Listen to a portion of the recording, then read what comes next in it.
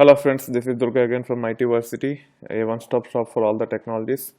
At this time we are talking about a certification playlist called Red Hat Certified System Administrator, and in this video we will see how to log in and switch users in multi-user targets. To do this yeah, you need to understand both from the graphical interface perspective and also the terminal perspective. It is a very simple topic, so we will cover that. So if you go to the already I have logged in as ITversity into this machine, and if I want to log out and log in as a different user, you can go to the top right corner if you are using Genome Desktop, and there you have this details about the user logged in. You can click on this and then you can log out. It will make you to log out, or you can also click on this to log the graphical interface for you, or to log your VM for you. So let's log out.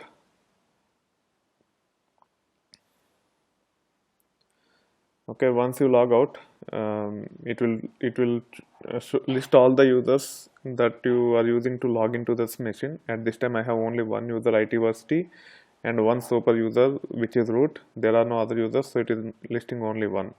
So if you want to log in as a user which is not listed here, you have to click on not listed, and here you can give whatever username you want to connect with. In this case I want to connect as root, and it signed in after entering the correct password. So this is how you can actually switch between the users using graphical interface. You also need to understand how you can do it from the terminal, and within this Linux machine, if you want to switch between the users, you can click on terminal, and it will take you to this window. And now if you want to switch the users, first let us understand what are the users that exist, and for that you can run this command called cat etc password, so pass wd, and if you or let's do view rather than cat, view etc password. Don't use vi or any other editor, because if you modify anything in this file as a root, you can modify this file, and if you perform any modifications on this file, then it can have other impacts. So be very careful, don't try to mess up with this file. Okay, so there are several entries in this. Not all are users, only users are root and then ITversity. Others are all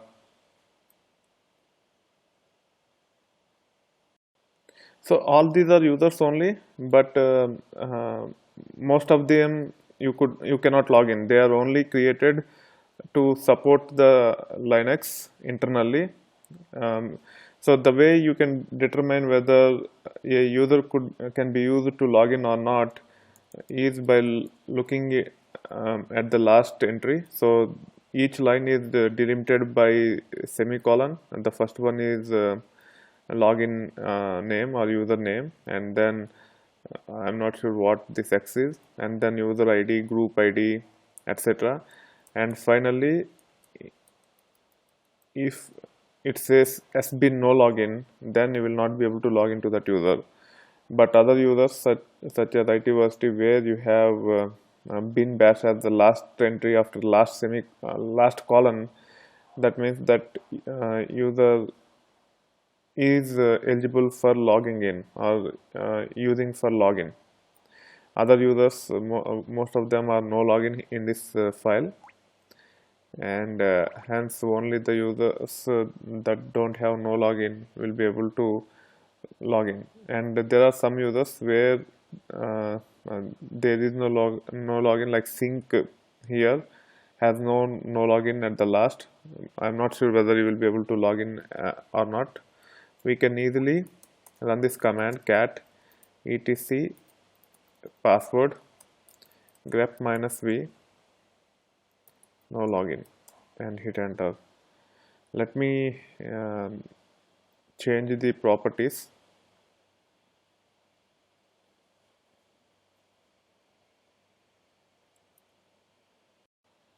Now it is better.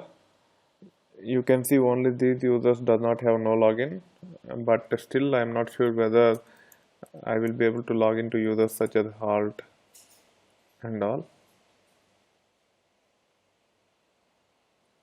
Yeah, anyway, don't use the users such as halt, shutdown, sync, etc. Only eligible users are root and IT varsity. So we have multi-user. We have root, which is a super user, and we have also IT varsity, which is a regular user. And as we log in as root into the system, if you want to switch between root to IT varsity, you can use a command called su. Su stands for switch user, and minus, and then whatever target user you want to connect to. In this case, su minus IT varsity. Root is a super user.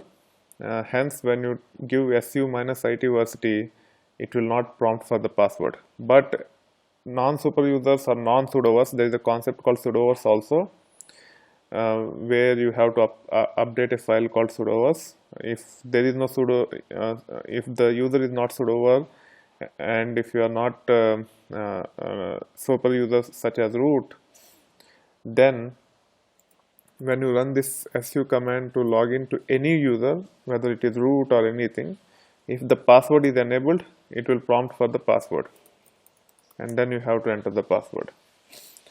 So this is how you can use su to switch between the users. Here there are only 2 users, but even if you have 10 users, you can do it. And also, if you see, I logged in as root, and then I switch to IT varsity. First I switch to halt, then IT varsity, then root, right? So each time it will actually try to create a subcontext within the existing context. So now if I do exit from root, it went back to IT varsity. From IT varsity, it went back to halt, I guess. And then if you do exit, so halt is not actually real user. That's why it didn't change the context. Still, it shows the root only. But for others, you can see that it has changed from it has exited from the subcontext when we do su multiple times. So sometimes people tend to switch user several times and they can lose track of it. So it's very important how to identify whether the user in which context he is in. So let me show you. So I'm again doing a su IT varsity, and it logged in as IT varsity. Then I have again done root, and I have entered the password, and then again I have done IT varsity. So first I logged in as root, then su switch user to IT varsity, switch user to root, and switch user to IT varsity. So typically people can hop onto many users without exiting, and sometimes they can lose track of it. To understand where you are, there are multiple ways to do that. One is ps minus ef command, and grep su, because we try to log in as su, and you can see these things. And if you see the output, ps command actually give the details about the process, and each session is a process behind a daemon process behind this Linux kernel. So now if you look at this, there are 3 su commands which are still active, and you can see that this process 9425 is child process of 9396. This process 93, 1 minute, actually I thought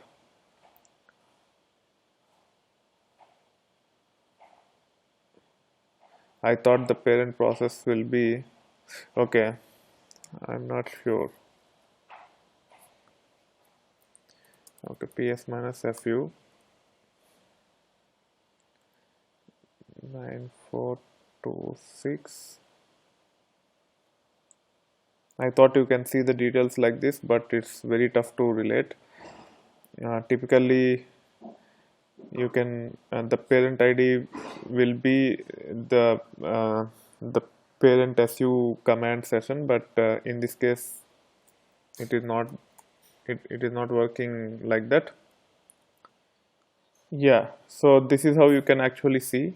You have to run ps minus ef command, and if you see, uh, and first let us understand what is the current process that is supporting. For that, you can run ps minus fu, and all the user process of the current user will be reported. And as we are using something called bash, uh, shell, bash is nothing but one form of shell, which I will talk later. And it is internal using bash in the terminal. And you have two processes, 9426 and 9358, which are running at this time using bash as itversity. ps minus fu is, it will give all the sessions that are related to a particular user. And now if you see here, there is a process with process ID 9426, excuse me, and you can see the command is minus bash. And then if you look at the parent ID, so this is process ID, this is parent ID, okay, and the parent ID is 9425. And if you look at the command for that process, it's su minus itversity, which is used to log in as itversity, and the parent ID is 9396. Okay, so if you look at the process 9396, again the command is minus bash, and it is run by root, and the parent ID for 9396 is 9391. And if you look at 9391, it is su to root from 9358. So 9358 is bash. So like that you can relate how many sessions are created till it come to the current session. So it's not very safe to log in too many times. So if you want to switch between the users, first exit from the current user and then switch to the new user. Unless you are trying to script, even when you are trying to script in the script also, just exit once the work is done for by a particular user. Otherwise, there will be too many processes that will be either active in sleep state, which is not good for the OS. So this is how you can log into the multi-user environment by both graphical user interface and also by terminal. Don't worry if you don't understand too much about this process. I just try to explain you, because I have seen people making this mistake of opening too many sessions and they lost track of it. That's why I try to highlight. If you didn't get it completely, that's fine. Main thing is you should understand the relevance of su command to switch between the users in multi-user environment. That being said, I hope you are enjoying the content on the channel. If you like this video, please click on the like button. If you want to discuss further on Red Hat or any other certification, please join my LinkedIn group called itversity minus certifications. And if you have any technical questions on this topic, you can write it in Stack Overflow and you will get answered. But make sure you tag them properly. And finally, if you are not subscribed to my channel yet, please do so. You will get to see a lot more content like this over time. Thank you. Bye.